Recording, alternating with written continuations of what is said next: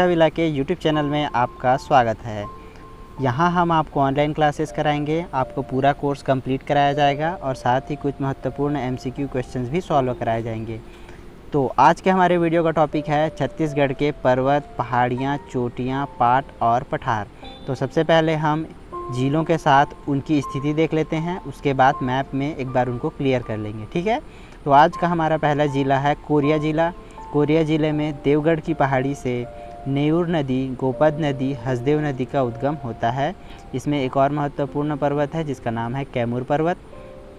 दूसरा देखते हैं सूरजपुर ज़िला। तो सूरजपुर ज़िला में सीता लेखनी की पहाड़ी महत्वपूर्ण है। एग्ज़ाम में ये आ चुका है कि सीता लेखनी की पहाड़ी किस ज़िले में स्थित है, तो इसका उत्तर होगा सूरजपुर ज़िला। तीसरा है बलरामपुर ज़िला। बलरामपुर ज़िला जो है वह पाट प्रदेशों के लिए प्रसिद्ध है। यहाँ की सामरी पाट जो है वो सबसे ऊंची पाट है और इसकी सबसे ऊंची चोटी का नाम है गौरलाटा, जो कि 1225 मीटर ऊंची है। दूसरा पाट है लहसुन पाट, तीसरा है जमीर पाट और चौथा है जारंग पाट। अब चौथे ज़िले को देख लेते हैं जो है जसपुर ज़िला। यहाँ का एक पाट है जो है पंडरा पाट और इसी पंडरा पाट नामक स्थान पर पहाड़ी है जिसका नाम है खुर्जा पहाड़ी और यहाँ से ईब और कन्हार नदी का उद्गम होता है। इन सभी जो स्थान हैं और नदियां हैं इनको मैंने अपवाह तंत्र और नदियों वाले लेक्चर में क्लियर किया है, आप जाकर उन्हें देख सकते हैं। अब आगे चलते हैं सरगुजा ज़िले की तरफ। तो सरगुजा ज़िले की रामगढ़ की पहाड़ी जो है प्रसिद्ध है। यहाँ पर सीता बेंगरा और लक्ष्मण बेंगरा की गुफा है, लेकिन यह किस में स्थित है, यह है रामगढ़ की पहाड़ी में। दूसरा यहाँ पर एक पाट प्रसिद्ध है जिसका नाम है मैन पाट, जिसे छत्तीसगढ़ का शिमला भी कहा जाता है और मैन पाट से मांड नदी का उद्गम होता है। तीसरा स्थान है छुरी मतरिंगा की पहाड़ी, जहाँ से रिहन नदी का उद्गम होता है। ठीक है, तो अब चलते हैं अगले ज़िले रायगढ़ की ओर। रायगढ़ के लुड़ेग पहाड़ी से केलो नदी का उद्गम होता है, जिस पर स्वर्गीय दिलीप सिंह जुदेव परियोजना स्थित है, ये मैंने आपको बताया है। अब अगला है कोरबा पहाड़ी। तो कोरबा में छुरी उदयपुर की पहाड़ी से निकलती है, माफ़ कीजिएगा, छुरी उदयपुर छुरी मतरिंगा की पहाड़ी दोनों एक ही है और यह सरगुजा और कोरबा ज़िले में विस्तृत है। तो जो छुरी उदयपुर की पहाड़ी है जो कोरबा की ओर है, इसकी एक चोटी है कोसगाई। यह कोसगाई की चोटी जो है वह प्रसिद्ध है। इसके बाद आता है पेंड्रा लोरमी पहाड़ी से निकलने वाली लाफागढ़ की चोटी, जो कि 1048 मीटर ऊंची है। ठीक है, इसके बाद आता है बिलासपुर और गौरेला पेंड्रा मरवाही ज़िला। इन दोनों ज़िलों को मैंने एक साथ इसलिए रखा है क्योंकि वर्तमान जो नवीनतम मानचित्र है उसमें इनकी स्थिति जो है वह क्लियर नहीं है, इसीलिए इसे इस प्रकार रखा गया है। तो सबसे पहले आता है खोडरी खोंगसरा की पहाड़ी, जहाँ से अरपा नदी का उद्गम होता है। वहीं दूसरी ओर है पेंड्रा लोरमी का पठार, जिसकी सबसे ऊंची चोटी है पलमागढ़ की चोटी। उस समय यह बिलासपुर में आता था और इसकी ऊंचाई थी 1080 मीटर। इसके बाद अगले ज़िले की ओर चलते हैं जो है मुंगेली ज़िला। मुंगेली ज़िले में पेंड्रा लोरमी पठार का विस्तार है और इसमें से निकलती है मनियारी नदी। अब मैकल श्रेणी, जिसका विस्तार मुंगेली ज़िले के साथ साथ अन्य ज़िले जैसे कबीरधाम, राजनांदगांव और बिलासपुर में है, तो इसका एक भाग जो है वह मुंगेली ज़िले में भी स्थित है। ठीक है, अब आगे चलते हैं और इसे मैप में देख लेते हैं। तो सबसे पहले आपको यहाँ पर कैमूर पर्वत दिखाई दे रहा होगा कोरिया में, और वहीं उसके बगल में देवगढ़ की पहाड़ी। और अब सूरजपुर को देख लेते हैं। तो यहाँ है सीता लेखनी की पहाड़ी और उसके बाद जो जसपुर क्षेत्र है उसमें हम पंडरा पाट को देख सकते हैं और एक पाट जो कि सरगुजा में है वह है मैन पाट। और बलरामपुर ज़िला में सामरी पाट, जमीर पाट, जारंग पाट और लहसुन पाट को देख सकते हैं। ठीक है, अब सरगुजा और सूरजपुर के बीचों बीच आपको एक पहाड़ी दिखाई दे रही होगी जो है रामगढ़ की पहाड़ी। ठीक है, और सरगुजा के जस्ट नीचे में आपको दिखाई दे रहा होगा छुरी उदयपुर की पहाड़ी, और एक और पहाड़ी बनाया है मैंने जो कि सरगुजा और कोरबा को स्पर्श करती है। ठीक है, तो ऊपर वाले को कहते हैं छुरी मतरिंगा पहाड़ी और नीचे वाले को कहते हैं छुरी उदयपुर की पहाड़ी। अब रायगढ़ ज़िले को देख लेते हैं। तो रायगढ़ ज़िले के लुड़ेग पहाड़ी से निकलती है केलो नदी और यह जो लाफागढ़ चोटी आपको उसके नीचे दिखाई दे रही है यह कोरबा में स्थित है और यह पेंड्रा लोरमी के पठार का ही एक चोटी है।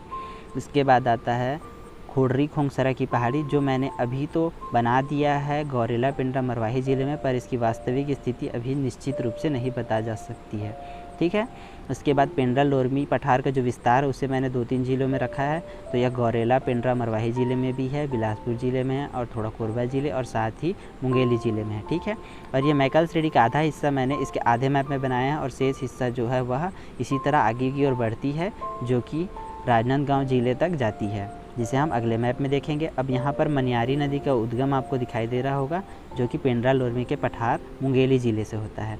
और यहीं पर जांजगीर चांपा ज़िले में एक और पहाड़ी है दलहा पहाड़ी जो स्थित है अकलतरा में, ठीक है। अब आगे चलते हैं और देखते हैं जांजगीर चांपा ज़िले की दलहा पहाड़ को जो कि अकलतरा में स्थित है। अभी मैंने आपको उसे मानचित्र में दिखाया है। अगला ज़िला है बलौदाबाजार। बलौदाबाजार की छाता पहाड़ी प्रसिद्ध है।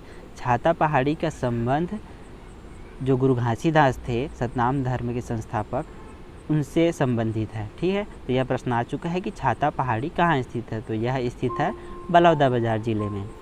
इसके बाद अगला ज़िला आता है धमतरी ज़िला। तो मैंने आपको नदियों वाले मानचित्र में एक बार और दिखा चुका हूँ कि धमतरी के सिहावा पर्वत से निकलती है महानदी, ठीक है। अब महासमुंद ज़िले में देख लेते हैं। तो धारी डोंगर जिसे शिशुपाल पर्वत भी कहते हैं, इसका विस्तार है महासमुंद ज़िले में। ये एग्ज़ाम में आ चुका है कि धारी डोंगर या शिशुपाल पर्वत छत्तीसगढ़ के किस दिशा में है। तो आप इसे बता सकते हैं कि यह छत्तीसगढ़ के पूर्व दिशा में स्थित है क्योंकि महासमुंद ज़िला जो है वह छत्तीसगढ़ के पूर्व में है, ठीक है। इसके बाद आती है रदन की पहाड़ी, जहाँ से कौन सी नदी निकलती है, लात नदी। रदन की पहाड़ी जो है वह सरायपाली में स्थित है, इसीलिए इसे इसे कुछ नहीं कहते हैं। इसके बाद आता है राजनांदगांव ज़िला। तो राजनांदगांव ज़िले में मैकल श्रेणी का विस्तार है और इसकी एक पहाड़ी है जिसे कहते हैं डोंगरगढ़ की पहाड़ी। डोंगरगढ़ आपने नाम सुना होगा, इसे हम संस्कृति वाले लेक्चर में एक बार अच्छे से क्लियर करेंगे, ठीक है। इसकी एक और अन्य पहाड़ी है जिसका नाम है कुल्हारी पहाड़ी, इसे कुल्झारी पहाड़ी भी कहते हैं, ठीक है। अब आते हैं बालोद ज़िला में। तो बालोद ज़िले में दल्ली राजहरा जो कि खनिज अयस्क के लिए प्रसिद्ध है, जिसे हम खनिज वाले सेक्शन में देखेंगे, पर आप यह याद रखें कि यह बालोद ज़िला में स्थित है। अब इसे मैप में देख लेते हैं। तो जैसा कि आप मैकल श्रेणी को देख पा रहे होंगे कि यह कबीरधाम ज़िले राजनांदगांव ज़िले तक फैला हुआ है और यह मैकल श्रेणी जो है वहीं पर डोंगरगढ़ की पहाड़ी है, ठीक है। राजनांदगांव ज़िले में आप देख पा रहे होंगे और जो कबीरधाम का जो क्षेत्र विस्तार है वहाँ पर आपको मैकल श्रेणी की ही एक पहाड़ी कांदावानी पहाड़ी दिखाई देगी। कांदावानी पहाड़ी के बारे में मैंने आपको बताया था कि इससे हाफ नदी का उद्गम होता है। इसका निमोनिक्स भी मैंने बताया था, हाफ कांदा मतलब हाफ नदी निकलती है कांदावानी पहाड़ी से, ठीक है। इसके बाद आता है छाता पहाड़ी, ये भी मैं आपको बता चुका हूँ कि यह बलौदाबाजार ज़िले में स्थित है और इसका संबंध गुरु घासीदास से है। ये रहा आपका पूर्व की दिशा में धारी डोंगर या शिशुपाल पर्वत और यह है रदन की पहाड़ी जहाँ से लात नदी निकलती है। ये रहा आपका सिहावा पर्वत, ठीक है, जो कि धमतरी में स्थित है और इससे महानदी निकलती है। और ये रहा दल्ली राजहरा का स्थान जो कि खनिज अयस्क के लिए प्रसिद्ध है। अब कांकेर में देख लेते हैं। यहाँ पर 2 पहाड़ियाँ प्रसिद्ध हैं। गढ़िया पहाड़ क्योंकि यहाँ पर गढ़िया महोत्सव का आयोजन किया जाता है सितंबर के माह में। वहीं एक आरी डोंगरी पहाड़ी है जो कि लौह अयस्क के लिए प्रसिद्ध है। अब आगे देख लेते हैं और कबीरधाम जिला के जिन्हें मैंने आपको मैप में बताया था उन पहाड़ियों को एक बार क्रम से देख लेते हैं। तो कौन कौन सी पहाड़ी है, कांदावानी पहाड़ी और इसकी एक चोटी है बदरगढ़ पहाड़ी, बदरगढ़ की चोटी, ठीक है। और इसके बाद आता है उत्तर बस्तर कांकेर जिला, जिसमें मैंने अभी आपको 2 पहाड़ियाँ बताई, आरी डोंगरी की पहाड़ी और गढ़िया पहाड़। अब चलते हैं दक्षिण छत्तीसगढ़ के ज़िले जैसे कोंडागांव। तो कोंडागांव में एक चोटी या पहाड़ है जिसका नाम है बड़े डोंगर और वहीं बस्तर ज़िले में एक पहाड़ है जिसका नाम है मांझी डोंगरी। ये नाम जो हैं आपको नए लगेंगे और ये एग्ज़ाम्स में अगर आ गए तो ये आपको टफ लगेंगे, तो इन्हें याद रखिएगा। कोंडागांव ज़िले में है बड़े डोंगर और बस्तर ज़िला में है मांझी डोंगरी। वहीं दंतेवाड़ा ज़िले में आप देखें तो आपको मैंने बताया था कि बैलाडीला पहाड़ी की एक चोटी है जिसे कहते हैं नंदीराज और नंदीराज जो है वहीं से निकलती है संखिनी नदी, ठीक है। अब आगे चलते हैं और नारायणपुर ज़िले को देख लेते हैं। तो नारायणपुर में है छोटा डोंगर और वहीं उसके बगल में जो है वह है बड़े डोंगर। तो पहले आप ऐसे देख लीजिए कि जो छोटा है वो नारायणपुर में है और उसके बगल में ही जो है बड़े डोंगर है, ठीक है। अब बीजापुर ज़िले की एक पहाड़ी है वह है अलबका की पहाड़ी। इसके बारे में मैं एक वाक़या आपको बताता हूँ कि एक बार एग्ज़ाम में आया था कि अलबका पहाड़ी कहाँ स्थित है, तो इसका उत्तर बीजापुर लिया गया था। उसके बाद पिछले साल जो पीएससी हुई थी 2019 में, उसमें प्रश्न आया था कि बीजापुर माफ़ कीजिएगा, अलबका पहाड़ी कहाँ स्थित है। तो इसमें जो ऑप्शंस थे वो बड़े अटपटे से और मिक्स टाइप के थे, जैसे कि दक्षिण पूर्व बीजापुर, पश्चिम दक्षिण बीजापुर, इस प्रकार से 4 ऑप्शन दिए हुए थे। और अंत में इसका यह निर्णय हुआ कि इस प्रश्न को विलोपित कर दिया गया, क्योंकि अलबका पहाड़ी की जो कहना चाहिए एग्जैक्ट जो स्थिति है वह बीजापुर पहाड़ी में, इस बीजापुर ज़िले में स्पष्ट नहीं थी। तो इसका उत्तर आएगा, तो अंत में इसका निर्णय यह हुआ कि इस प्रश्न को विलोपित कर दिया गया। तो अलबका पहाड़ी कहाँ स्थित है, अगर यह प्रश्न आए तो इसका उत्तर होगा बीजापुर जिला। अब सुकमा ज़िले में देख लेते हैं। सुकमा ज़िले में झीरम घाटी प्रसिद्ध है। इसी तरह आपको बस्तर के पठार की एक और घाटी के बारे में बताता हूँ जो कि बस्तर में स्थित है, वह है दरभा घाटी, और उसी से लगी हुई सुकमा में स्थित है झीरम घाटी। इसे हम लोग मैप में एक बार देख लेते हैं। तो यहाँ पे जैसे मैंने आपको बताया था कि छोटे डोंगर जो है वह नारायणपुर में है और उसी के बगल में है बड़े डोंगर। तो उसके बगल में कौन सा जिला है, उसके बगल में है बड़े डोंगर, और वह जिला है कोंडागांव। अब देखते हैं मांझी डोंगरी जो कि बस्तर में स्थित है और बैलाडीला की पहाड़ी से तो आप भली भांति परिचित हैं। इसके बाद देखते हैं अबूझमाड़ पहाड़ी। तो ये मैंने आपको थोड़ा ट्रांसपेरेंसी के साथ दिखाया है कि अबूझमाड़ की जो पहाड़ी है वह मुख्यतः नारायणपुर में है और साथ ही साथ बीजापुर में भी स्थित है। परंतु जब अगर प्रश्न आए और उसमें अगर आपको नारायणपुर और बीजापुर दोनों दिए हों तो आपको उत्तर लेना है नारायणपुर। ठीक है। अब अलबका की पहाड़ी बीजापुर में स्थित है। अगर इससे ज़्यादा डिटेल क्वेश्चन आए तो इसका निर्णय बाद में होगा। अब आता है बस्तर का पठार। तो बस्तर का पठार आप देख सकते हैं बस्तर ज़िला, सुकमा ज़िला और थोड़ा सा दंतेवाड़ा ज़िले को स्पर्श करती है, और यहीं पर 2 घाटियाँ हैं, दरभा घाटी और झीरम घाटी। दरभा घाटी जो है वह बस्तर में स्थित है और झीरम घाटी जो है वह सुकमा में स्थित। तो अभी मैंने जैसे आपको बताया कि बस्तर का पठार जो है वह बस्तर और सुकमा में मुख्यतः विस्तृत है। और इसका अब कुछ ऐसे 1 लाइनर आंसर लिए गए हैं जो कि एग्ज़ाम्स में आ चुके हैं और जिन्हें मैंने पिछले स्लाइड्स और कहना चाहिए पिछले वीडियोज़ में नहीं बताया है। वो है कि चरामा घाटी कांकेर में स्थित है। तो जैसे आपको ये प्रश्न आ चुका है कि चरामा घाटी कौन से ज़िले में स्थित है, तो इसका उत्तर होगा कांकेर ज़िला। अब मैं कुछ ऊंची चोटियां जो हैं छत्तीसगढ़ की उनका एक क्रम बता देता हूं। तो सबसे ऊंची है सामरी पाट की गौरलाटा, उसके बाद आता है बैलाडीला का नंदीराज, उसके बाद आता है आपको मैकल श्रेणी में जो कवर्धा में स्थित है वह है बदरगढ़ चोटी, और उसके बाद आता है मैनपाट। ठीक है, ये ऊंची चोटियों का एक क्रम है। इसके बाद आगे चलते हैं और देखते हैं आरी डोंगरी भानु प्रतापपुर तहसील में स्थित। मैंने आपको ये तो बताया था कि यह कांकेर में स्थित है, पर यह भानु प्रतापपुर तहसील में स्थित है, ये मैंने आपको नहीं बताया था, तो ये याद रखिएगा। अब मैकल श्रेणी के विस्तार को देख लेते हैं। तो यह राजनांदगांव जिला, कबीरधाम जिला, बिलासपुर जिला, गौरेला पेंड्रा मरवाही जिला और मुंगेरी जिला तक है। ठीक है, अब आगे चलते हैं, कुछ और पॉइंट्स देख लेते हैं। पेंड्रा लोरमी के पठार का विस्तार जो है वह मुंगेली जिला, गौरेला पेंड्रा मरवाही जिला और अंशतः कोरबा जिले में है, जिसकी ऊंची चोटी मैंने आपको बताया था लाफागढ़ चोटी है, और साथ ही बिलासपुर जिले में भी विस्तृत है। एक और है कि अबूझमाड़ की पहाड़ी को अत्यधिक वर्षा होने के कारण छत्तीसगढ़ का चेरापूंजी कहा जाता है।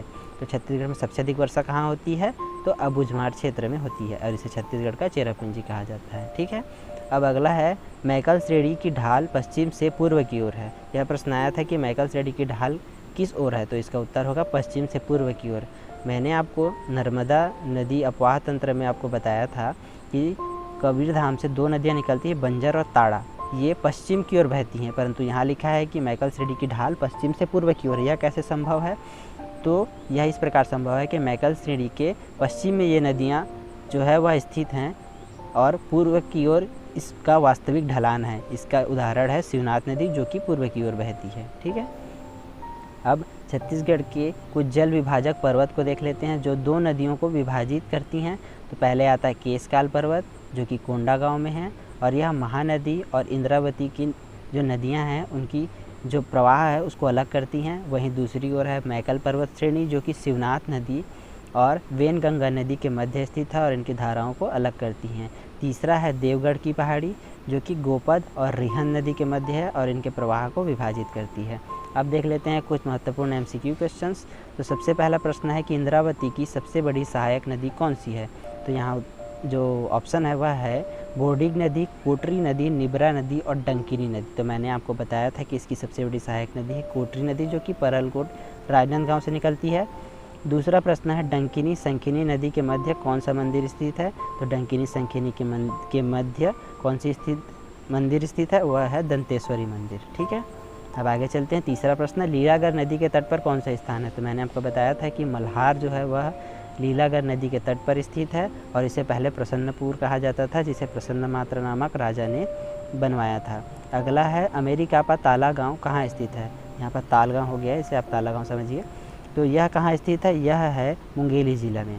अब अगला प्रश्न है मधुकू द्वीप किस नदी के तट पर स्थित है। तो मैंने आपको बताया था मधुकू द्वीप जो है वह शिवनाथ नदी के तट पर स्थित है। अगला प्रश्न, शिवरी नारायण में किन 3 नदियों का संगम होता है। तो मैंने आपको बताया था, इसे MJS से याद रखिए, यानी महानदी, जोंक और शिवनाथ। ठीक है, तो इसका आंसर होगा महानदी, जोंक और शिवनाथ। इसके बाद है किस नदी का जल रक्ताभ है। तो मैंने इसे आपको बताया था कि शंखनी नदी का जल जो है वह रक्ताभ या लाल है।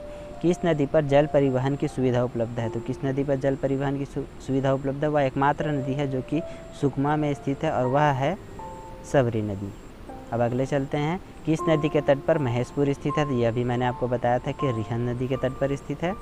अब अगला है केशकाल घाटी में किस प्रकार के वन पाए जाते हैं। तो केशकाल घाटी का आप ऐसे याद रख सकते हैं कि, तो यहाँ पर प्रिंटिंग मिस्टेक हो गई है, इसे आप सागौन नहीं, ये साल होगा। ठीक है, इसका उत्तर होगा साल। इसको आप ऐसे याद रख सकते हैं कि काल और साल, तो ये आसानी से आपको याद रहेगा, केशकाल और साल। ठीक है, अब आगे चलते हैं। छत्तीसगढ़ का चेरापूंजी किसे कहा जाता है। मैंने अभी आपको बताया, अबूझमाड़ की पहाड़ी। और 12वां है महानदी की सबसे बड़ी सहायक नदी कौन सी है। तो महानदी की सबसे बड़ी सहायक नदी है शिवनाथ नदी। अगले प्रश्न की ओर चलते हैं, छत्तीसगढ़ की सबसे अधिक बहने वाली नदी कौन सा है। तो छत्तीसगढ़ की सबसे लंबी नदी जो है वह महानदी है और सबसे अधिक बहने वाली नदी है शिवनाथ नदी। ठीक है, अगला प्रश्न है छत्तीसगढ़ का सबसे पहला बांध कौन सा है। तो मैंने आपको बताया था सबसे पहला बांध है तांदुला बांध, जो कि तांदुला नदी पर स्थित है। अब एक बोनस क्वेश्चन, दुधवा जलाशय किस नदी पर बना है। तो यहाँ पर ऑप्शन है महानदी, दूध नदी, शिवनाथ नदी और इंद्रावती। ज़्यादातर लोगों का ध्यान दूध नदी पर जा रहा होगा, पर इसका उत्तर है महानदी।